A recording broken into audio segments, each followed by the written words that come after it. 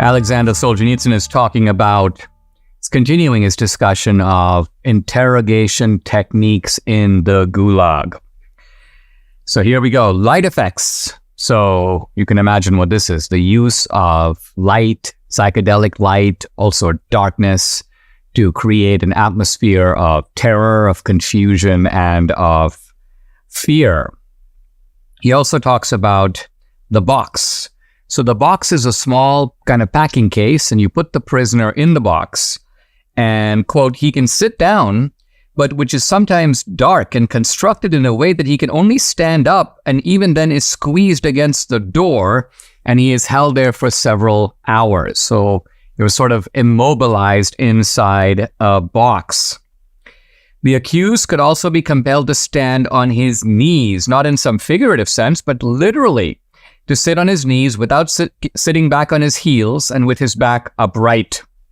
And Solzhenitsyn says this is sometimes compelled for 12 or even 24 or 48 hours.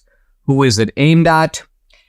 One already broken, already inclined to surrender. It's also a good method to use with women.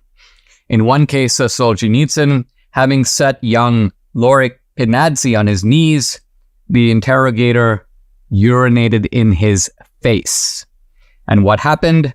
Unbroken by anything else, Lorik Pinadze was broken by this. So it's the surprise element. It's the kind of sheer degradation of it, and you're like, okay, I can't take it anymore. So here are the prisoners, they cannot sleep, but says Solzhenitsyn, the interrogator himself could go home, sleep, amuse himself in one way or another. This was an organized system. Watch was kept over the kneeling prisoner, and the guards worked in shifts. So they don't even have to stick around and observe the whole thing. I'll stay for a few hours, and I'll move on. Another guy comes in, and then Solzhenitsyn moves on. He's now talking, this is number 20. They ordinarily deprived a person of water. There you go, dehydration, and the kind of effect of that on the body. Sleeplessness, which they quite failed to appreciate in medieval times. Here is Solzhenitsyn almost whimsically alluding to history. You know, there were a lot of medieval torturers, and you can go these days to museums and see the rack and the ways to crop off your ears. But somehow the very simplest thing, don't let the guy sleep, didn't seem to occur to the sort of practitioners of the Inquisition or other types of ancient torture.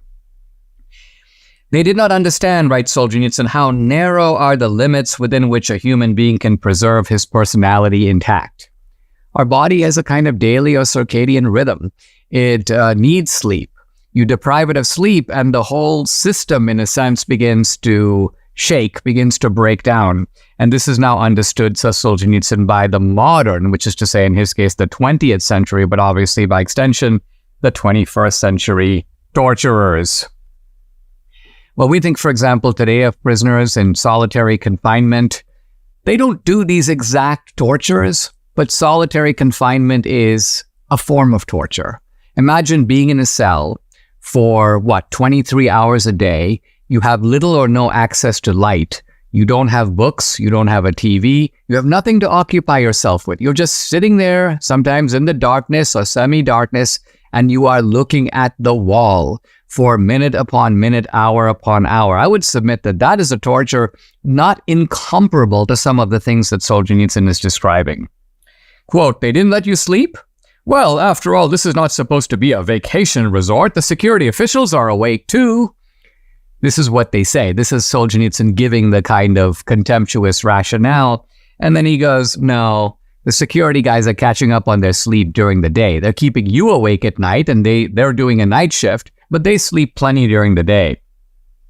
One can say that sleeplessness has become the universal method in the organs of the system, organs of the state. It became an integral part of the system. The above method, writes Solzhenitsyn, was further implemented by an assembly line of interrogators. Not only were you not allowed to sleep, but for 3 or 4 days, shifts of interrogators kept up a continuous interrogation. And so we've heard of, in fact, I describe in Police State interrogations that are 5 hours, 6 hours, 7 hours long. Imagine extending that to days. One interrogator interrogates you for hours and he leaves. Another guy comes in and he begins. The process just continues.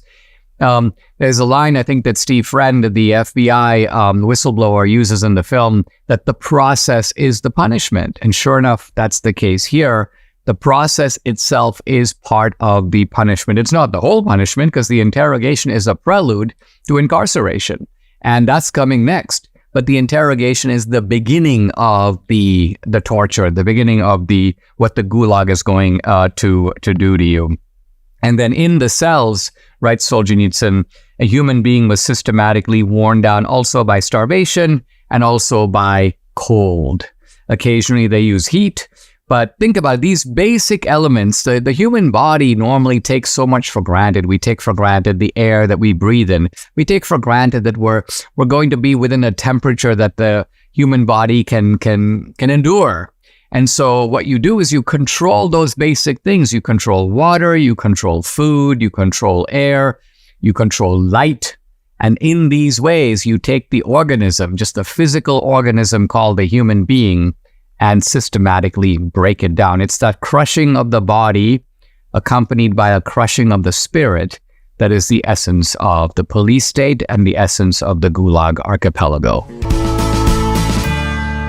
Nobody likes to live with aches and pains, and now you don't have to. Debbie and I started taking Relief Factor a couple of years ago, and we noticed an amazing, huge difference in our joints. Aches and pains are totally gone thanks to this 100% drug-free solution called Relief Factor. How does it work? Relief Factor supports your body's fight against inflammation. That's the source of aches and pains. More than 1 million people have tried Relief Factor. About 70%, the vast majority, have gone on to become regular customers. Debbie's a true believer. She can now do exercises that for a long time she wasn't able to do. So Relief Factor has been a huge game changer for her, her aunt, other members of our family, Mike here in the studio, and for many other people. You too can benefit. Try it for yourself. Order the 3-week quick start for the discounted price of just $19.95. Go to relieffactor.com or call 800-4-RELIEF to find out more about this offer. The number again to call, 800-4-RELIEF, or go to relieffactor.com. Feel the difference.